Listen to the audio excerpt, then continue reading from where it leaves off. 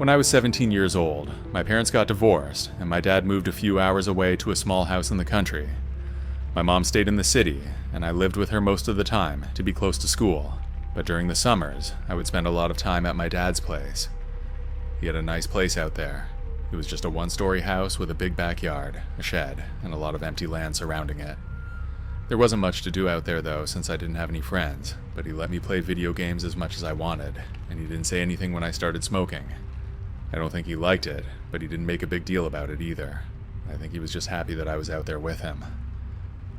My dad usually went to bed early, leaving me up by myself for a few hours each night.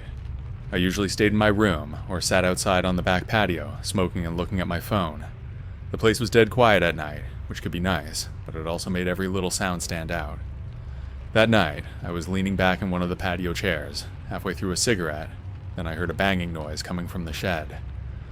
I didn't think much of it at first, because the wind had been picking up earlier in the evening, and the shed wasn't in great shape. The door had a tendency to swing open if it wasn't latched properly. I took another drag and stared off toward the shed, which was about 30 yards from the house. It was dark, but the moon was bright enough that I could make out its shape. I waited for another gust of wind, thinking it would probably bang again, but it didn't. A couple minutes passed, and just when I was about to stop paying attention, I saw a flicker of light coming from inside. It wasn't that bright, but it was enough to make me sit up. I kept watching, and a few seconds later, I saw another flash. It was almost like someone flicking a lighter. At that point, I realized someone was in there. My first thought was that my dad had gone out to the shed for some reason, but I knew that didn't make sense because he was already asleep, and he wouldn't have gone out there without turning on the back porch light. I put out my cigarette and kept listening. I didn't like the idea of going to check it out, but I didn't want to ignore it either. We were too far from any neighbors for it to be someone just passing through, and we certainly weren't expecting anyone. I stood up and went into the house, and it was dark, except for the small light over the sink. I considered waking my dad, but I didn't want to overreact if it turned out to be nothing. Instead, I went to the closet by the front door, where my dad kept his rifle. I had never shot it, but I knew how to hold it and where the safety was. I grabbed it and went back outside, stepping onto the patio. The night air was cool, and the smell of my cigarette still lingered. I didn't see any more flashes of light, but I could still hear sounds from the shed. I walked slowly towards it, holding the rifle at my side. The grass was slightly damp, and I could hear my own footsteps as I got closer. When I was about 10 feet away, I stopped and called out, "Hey, who's in there?" For a few seconds, there was nothing, but then the noises inside stopped completely. The silence made my skin crawl, and I tightened my grip on the rifle, and took a small step closer. Just as I was about to say something else, the shed door creaked open, and someone stepped out. It was a guy in his early 20s, dressed in dark clothes. He had a neutral expression on his face, like he wasn't concerned at all. The porch light didn't reach this far, and the moonlight still gave me a good look at his face. He just stood there, looking at me, and I had no idea what he was going to do next. I held my ground, gripping the rifle tight. The guy didn't move for a few seconds, then he started walking toward me. He wasn't in a hurry, just a slow, steady pace, like he wasn't concerned at all. "Stop right there," I said. But he didn't stop, he just kept coming. He wasn't huge, but he was bigger than me, so I wasn't about to let him get close. I lifted the rifle slightly, not aiming, but making sure he saw it. "I said stop," I shouted. That finally made him pause, and he held up his hands, palms out. "Relax," he said. His voice was calm, almost casual. "What are you doing here?" I asked. He didn't answer right away, and he just stood there, hands still up, like he was thinking about what to say. Then he glanced toward the woods behind the shed. "I was just passing through," he said finally. "Through what? This is private property." He shrugged. "Didn't know that." I didn't believe him because my dad's property wasn't near any roads or trails. "You need to leave," I said. He stared at me for a second, then gave a small nod. "All right." He turned and started walking toward the trees. He didn't run or act nervous. He just walked away like nothing had happened. I stood there, watching until he disappeared into the woods. Then I listened for a while, but didn't hear anything else. Finally, I went back inside, locked the door, and sat down in the kitchen. I stayed up for hours listening, but he never came back. The next morning, I told my dad everything. "Yeah," he said. "I figured something like that might be going on." "What do you mean?" I asked him. He rubbed his jaw. "Stuff's been going missing. Tools, food from the garage fridge. I thought maybe I was just forgetting where I put things, but now I know we've got a thief." "Should we call the cops?" I asked. He shook his head. "They won't do much. Just tell me if you see him again." I spent the rest of the summer more on edge than before, and I stopped sitting outside at night. Every time I went out during the day, I checked the woods, worrying that I'd see him again, but I never did. Whoever he was gone.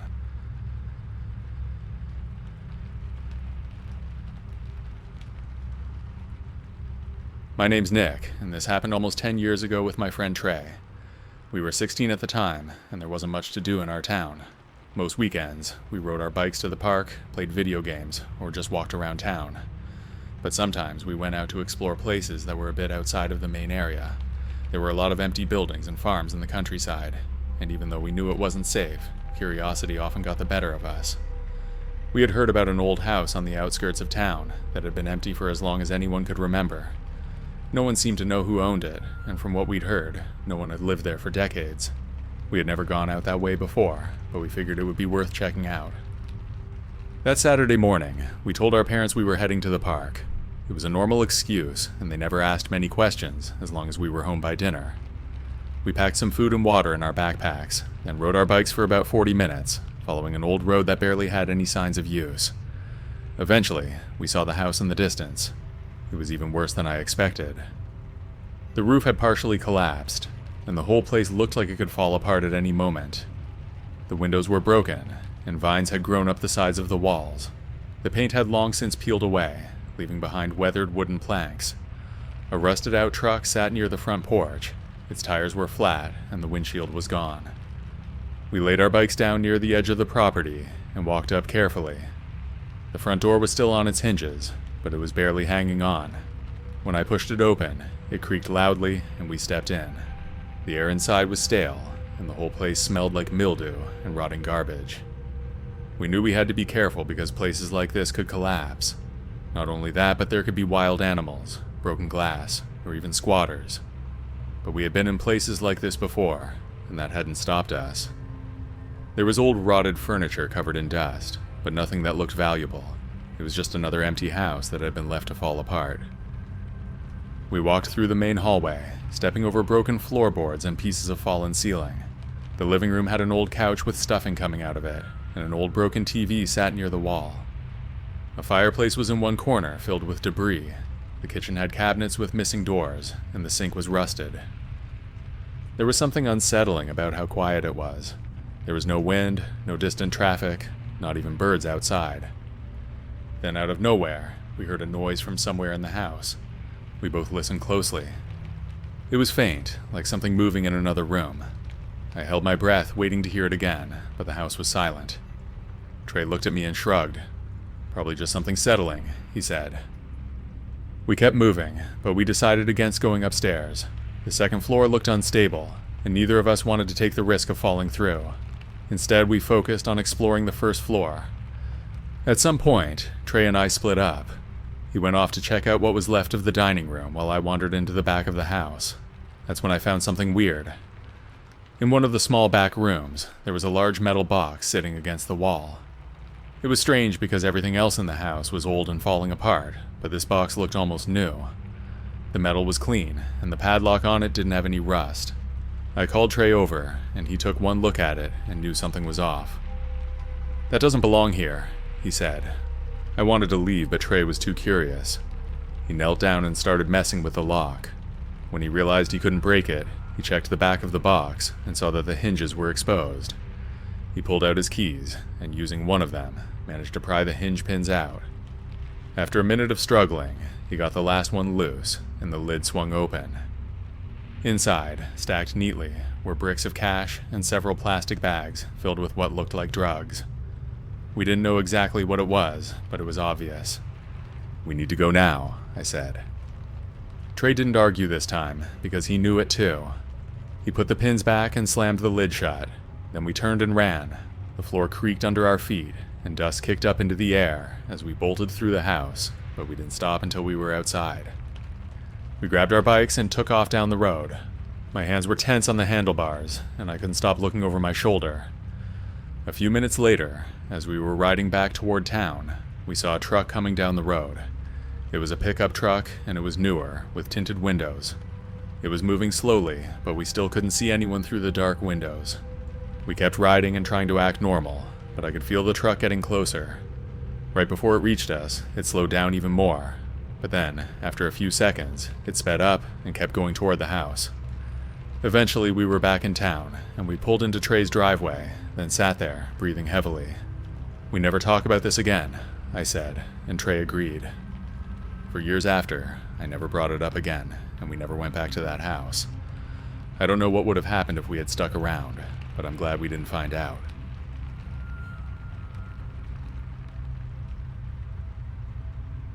When I was growing up, every summer my dad and I went on at least one camping trip together.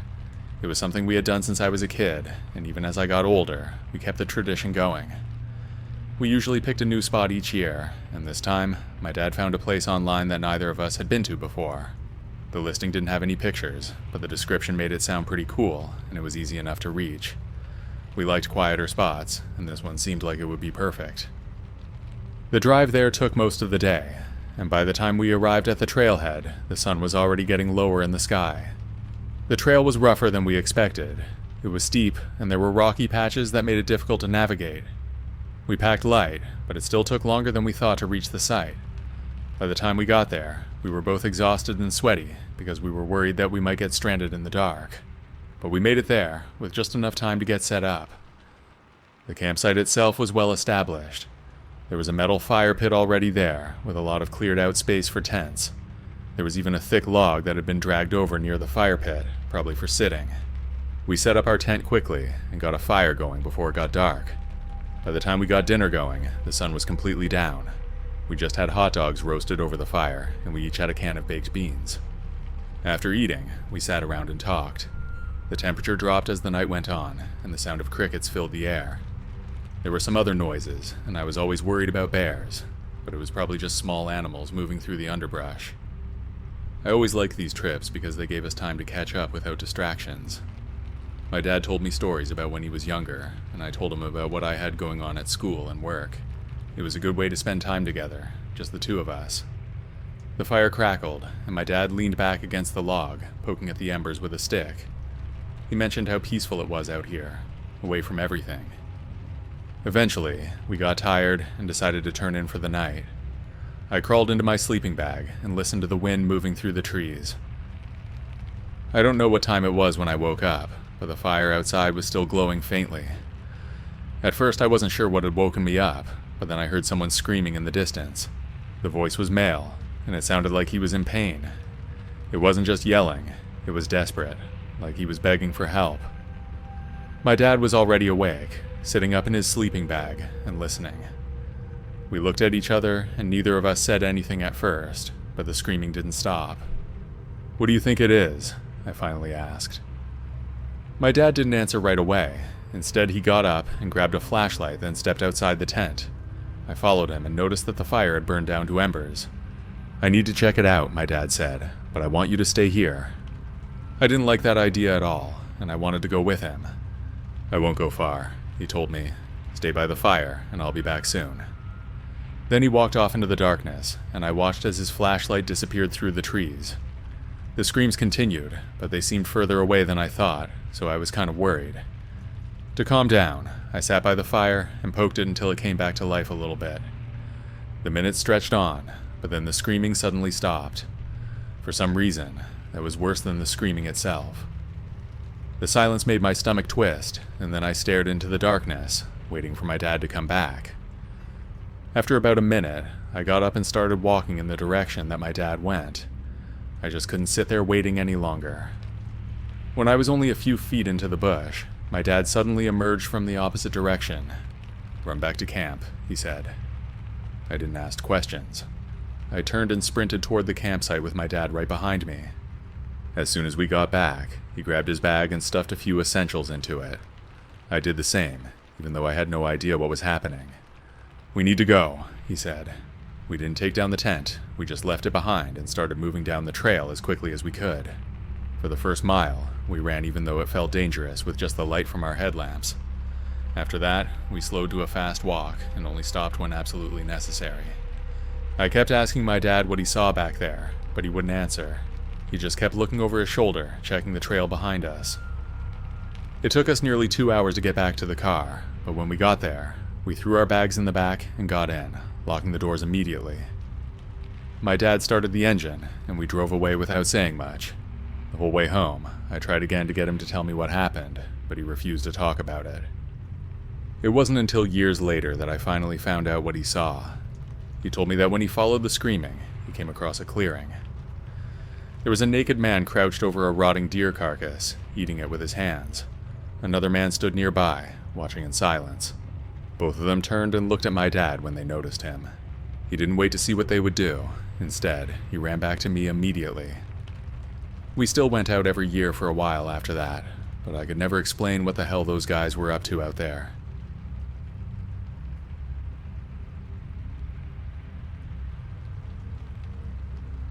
This story happened to me back in the summer of 2018, when I was transitioning into 8th grade. I went to a sleepaway camp in the Appalachian Mountains, and I considered it a second home. I didn't really have to worry about schoolwork, and I made some of the greatest friends I'd ever had. This is one of the main reasons why summer's my favorite season. I got along with literally everyone at the camp, except this one guy who made me see how dangerous people can really be. That summer, there was a new counselor whose name was Art. He looked to be about in his 50s due to his white hair and his slightly wrinkled skin. Being a camp counselor in your 50s does not seem right to me. I don't know about you guys, but it gives off pedophile vibes to me. When me and my bunkmate first met him, he seemed like a trustworthy person though. For the first week of camp, he helped us clean our bunk when it was dirty and talked to us whenever we were feeling down. Me and my bunkmate didn't have any problem with him at the start, but the girls around camp would talk behind his back, and they would say things like, "He's a creepy old man that probably preys on children." After all, he was way older than all of the other counselors, so I can see where they were coming from. One night things got a little intense. We had a recess night where we got to do whatever we wanted. Me and my fellow bunkmates played tennis with each other. During the game, Art would watch us the whole time. I actually thought this was creepy. Part of me actually thought he was just admiring how much fun we were all having, but it didn't stop there. One other night when I came out of the shower, I saw a shaving cream bottle. This was when I was starting to go through puberty, but I didn't have any facial hair yet. I walked over to the bottle where it was on the bathroom sink. I grabbed it and examined the whole thing. As soon as I did that though, I felt a hand grip and touch my arms. I turned around to see who it was, and it was Art. His facial expression looked angry, and then he spoke. "Listen to me. I'm not gonna have you ever touch my belongings. You got that?" I didn't know what was going on because everything was happening so fast. I was really scared, so I just complied and answered with, "Yes." "Good. You better not do it again, or else I'm gonna kill you," he threatened. I then walked out of the bathroom with my bathrobe still on, and I was still shaking from what had just happened seconds ago. I was surprised no one else in the bunk had even heard the encounter. I didn't feel comfortable telling anyone about this because it was just too embarrassing. Later on, I was able to cool off, but from then on, I tried my best to avoid Art as much as I could. It was then the end of the first week of camp, and one last thing happened that almost made me want to go home and never return. It was a Tuesday or Wednesday night, in the second week of camp, and me and my bunkmate were just heading back from movie night, which the camp decided to do that evening. It was also Art's night off. This made me happy because I didn't feel safe around him, knowing that he threatened me days before. I got back to the cabin, and about 15 minutes after I got in, I heard screaming from a far distance. There were definitely about 10 little girls screaming. This went on for another minute, and then it stopped. Me and all of my other bunkmates looked at each other in confusion as to what could possibly be going on out there.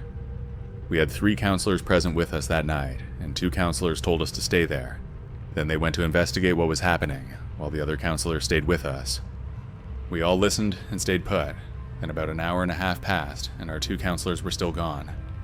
Something major had to have happened, we thought. It was also time for lights out, so the counselor who was still with us turned the lights off, and we were all in bed. I guessed we would all find out what really happened the next morning.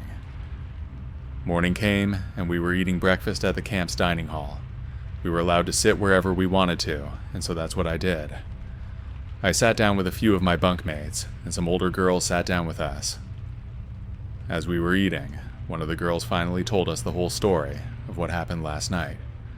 One of the younger girls' cabin heard some noises from their bathroom, while their counselors were outside, talking to each other. The girls went to see what the noise was, and when they reached the bathroom stall where the sound was coming from, they opened the door, and they all saw the 50-year-old counselor Art sitting on the toilet with his pants down.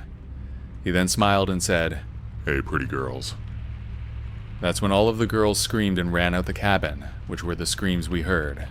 They ran so far deep into the woods, while two of their counselors followed behind. Some other counselors, including two of mine, went inside, and they all saw him still sitting on the toilet with his pants down. That's when 3 male counselors wrestled Art to the ground and held him down there. Another counselor then called for the camp police on his walkie-talkie and said everything that all went down. When the police arrived, Art was still down in the same position, and then he was taken away in a police car.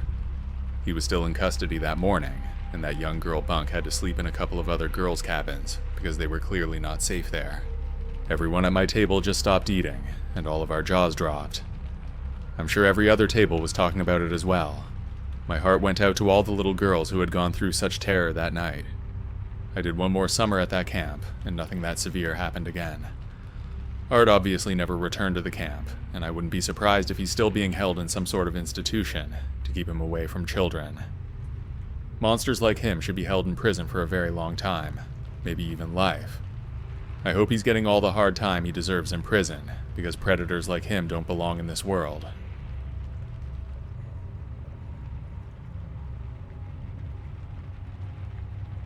This happened about 30 years ago, and I was probably 13 at the time.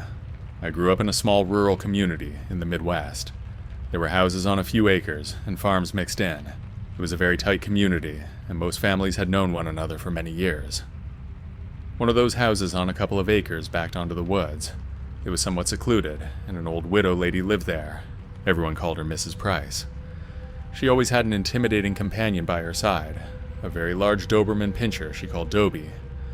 One day, Mrs. Price went to run some errands, a rare occasion where she didn't take Dobie along. When she arrived back home, Dobie was at the front door to greet her. She noticed right away Dobie seemed to be choking on something. She quickly took him to our county vet, Stewart, a couple miles down the road. Stewart said he was breathing just fine, and he would take a closer look at him. He told Mrs. Price to go home and relax, and he would give her a call when he found anything. Mrs. Price was back home in the kitchen, fixing a snack, when the phone rang. On the other end was Dr. Stewart, and in an unusually high voice, he told Mrs. Price to get out of the house right away. Mrs. Price was shocked and began asking questions, but Stewart said there was no time for that. "Get out, and Sheriff Bill should be there any second," he said. Sheriff Bill arrived just as Mrs. Price made it out to her front yard. He asked her if she was all right. She said she was just fine, and asked what in the world was going on. Bill said Dr. Stewart removed a human finger from the dog's throat, and that was what he was choking on. Bill headed into the house, gun drawn. He found the intruder in a closet with the door shut. He had multiple bites, and of course a missing finger. Dobie had taken the fight out of him. Later on, Bill said the intruder was from out of state. He had broken a back window, which went unnoticed at first. Bill said the break-in was totally random, and the intruder was extradited out of state on more serious charges. The incident was never mentioned again in our small community. I guess everyone wanted to forget it, me included.